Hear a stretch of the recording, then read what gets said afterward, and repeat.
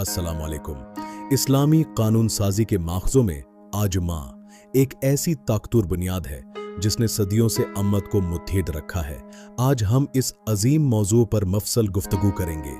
लुग़वी एतबार से अजमा के मानी किसी बात पर पख्ता इरादा करने या एक से ज्यादा अफराद का किसी राय पर मुत्तफक हो जाने के हैं। इस्तिलाही शरीयत में रसूलुल्लाह सल्लल्लाहु अलैहि वसल्लम की वफ़ात के बाद किसी भी दौर के तमाम मुसलमान मुज्तहिदीन का किसी शरई हुक्म पर मुत्तफक होना आजमा कहलाता है। इस्लामी कानून के चार बड़े माखज़ हैं: कुरान मजीद, संत नबवी, अजमा और कियास। अजमा को तीसरा अहम तरीन दर्जा हासिल है। कुरान और संत के अहकामात अबदी हैं, लेकिन इंसानी जिंदगी में हर दौर में नए मसाइल जन्म लेते हैं जिनका हल निकालने के लिए इजमा की जरूरत पड़ती है। इमाम शाफी ने सबसे पहले इजमा के उसूलों को मुनज़्ज़म तरीके से मुदव्वन किया और उसे इस्लामी कानून का लाजमी जज़ो साबित किया। किसी भी इत्तिफाक़ राय को शरई इजमा तस्लीम करने के लिए कुछ सख्त शराइत का पूरा होना जरूरी है ताकि कानून साजी में कोई गलती न रहे। पहली शर्त यह है कि इत्तिफाक करने वाले मुज्तहिद हों, यानी वो लोग जो कुरान, संत और उसूल फ़िक़्ह पर मुकम्मल दस्तरस रखते हों। आम अवाम का इत्तिफाक इजमा नहीं कहलाता। इजमा के लिए तमाम मुज्तहिदीन का मुत्तफक होना लाजिम है। अगर किसी दौर के अक्सर उलमा एक बात कहीं और चंद मुस्तनिद उलमा इख्तिलाफ करें तो वो इजमाए क़ितई नहीं होगा। ये भी जरूरी है कि ये इत्तिफाक किसी एक खास दौर के उलमा के दरमियान हो। बाद के दौर के उलमा उसे तब्दील नहीं कर सकते अगर वो एक बार मुनाक़द हो जाए। कुरान करीम की सूरह अन-निसा में इरशाद है कि जो रसूल की मुखालफत करे और मोमिनों के रास्ते के सिवा किसी और रास्ते पर चले, हम उसे इधर ही फेर देंगे जिधर वो मड़ा। उलमा ने इस आयत से इस्तिदलाल किया है कि मोमिनों यानी अहल इल्म का मुत्तफ़क़ा रास्ता ही हक है और उससे हटना गमराही है। नबी करीम सल्लल्लाहु अलैहि वसल्लम ने फरमाया, अल्लाह मेरी अम्मत को कभी गमराही पर जमा नहीं होने देगा।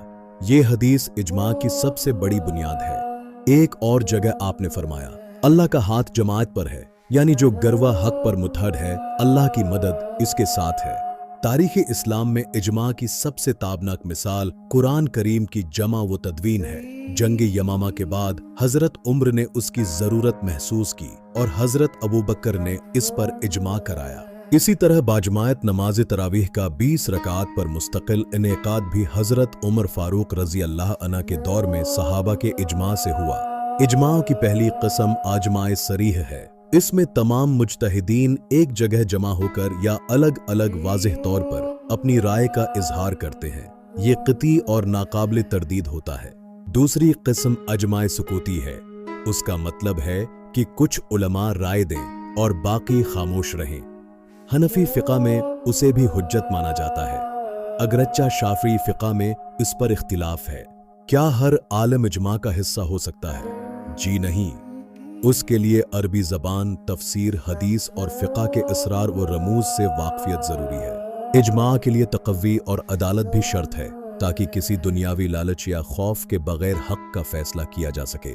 सहाबा कराम का इजमा तमाम इजमाओं में सबसे अफजल और मुस्तनद माना जाता है क्योंकि उन्होंने बुराही रास्त हुजूर इकरम से फैज़ हासिल किया था। आज के दौर में जब मुसलमान पूरी दुनिया में फैले हुए हैं, क्या इजमा मुमकिन है? ये एक बड़ा सवाल है जिस पर जदीद मुफक्किरीन ने काम किया है। हकीम उल-आमत अल्लामा इकबाल ने मशूरा दिया था कि जदीद दौर में इजमा का हक मुंतखब पार्लिमानी असम्बलियों को दिया जा सकता है जहां माहिरीन दीन मौजूद हों। इस तरह इजमा के जरिए जदीद मसाइल जैसे मेडिकल साइंस, बीनकिंग और इंटरनेट के अहकामात को इस्लामी सांचे में ढाला जा सकता है।